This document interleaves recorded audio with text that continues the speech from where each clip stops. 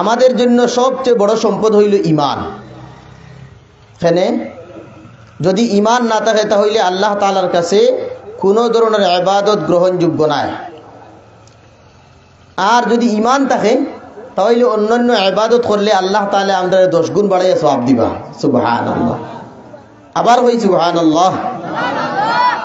যদি ঈমান আমাদের থাকে তাহলে আল্লাহ তাআলা প্রত্যেকটা আমলের মধ্যে আল্লাহ তাআলা 10 গুণ বাড়াইয়া সওয়াব দিবা।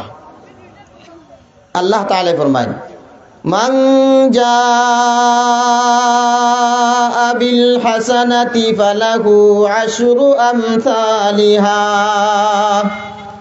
আল্লাহ তাআলা ফরমায় আমার বান্দার বান্দির মধ্য থেকে যারা ঈমান আনার পরে একটা নেকির আমল করব, একটা নেকির কাজ করব, আমি আল্লাহ তাআলা খুশি হইয়া তারে 10 গুণ বাড়াইয়া সওয়াব দিমু। সুবহানাল্লাহ। এই জিনিসটা আমরা একটু উদাহরণ দিয়ে বুঝি। যেমন একটা বোর্ডের মধ্যে যদি 1 লেখা হয় আর 1 এর বাদে যদি একটা শূন্য দেওয়া হয় তাহলে 10 হয়ে যায়। সুবহানাল্লাহ। আর এই 1টা ছাড়া যদি 0 থাকে তাহলে এই শূন্যগুলোর কোনো মান থাকে না, গুলার ডিম। এই শূন্যগুলার মান থাকে না। এখন যদি 1 একটা বাম পাশে বসে তাহলে একটা শূন্য ডান পাশে বসার সাথে সাথে 10 হয়ে যায়। তাহলে ঈমানের উদাহরণ হইল ওই 1টা। এখন যদি ওই 1টা থাকে না তাহলে বাকি সবগুলার যেমন কোনো মান নাই, ঠিক তেমনি ভাবে যদি মানুষের ভিতরে ঈমান থাকে না তাহলে তার শত আমলের কোনো গ্রহণযোগ্যতা নাই।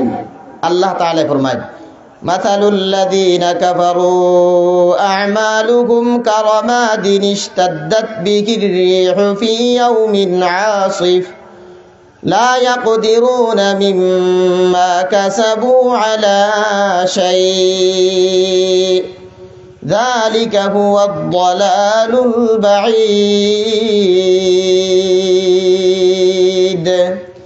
আল্লাহ তাআলা ফরমায় যারা কাফির, ঈমানদার নয়, যারা কাফির ঈমান আনছে না, তাদের আমলের উদাহরণ হইল যেমন কোনো মরুভূমির মধ্যে কিছু ছাই রাখা আছে, সালি রাখা আছে, আর হঠাৎ করিয়া জোর তুফান আইছে। জোর আর তুফান যদি আসে তাহলে এই ছাইগুলারে কোথায় থেকে কোথায় উড়াইয়া লইয়া যাইব, তার কোনো চিহ্ন বাকি থাকতো নাই। ঠিক তেমনি ভাবে কাফিররা যদি আমল করে, ঈমান ছাড়া যদি কোনো মানুষে আমল করে তাহলে সেই আমলেরও কোনো গ্রহণযোগ্যতা থাকতো নাই।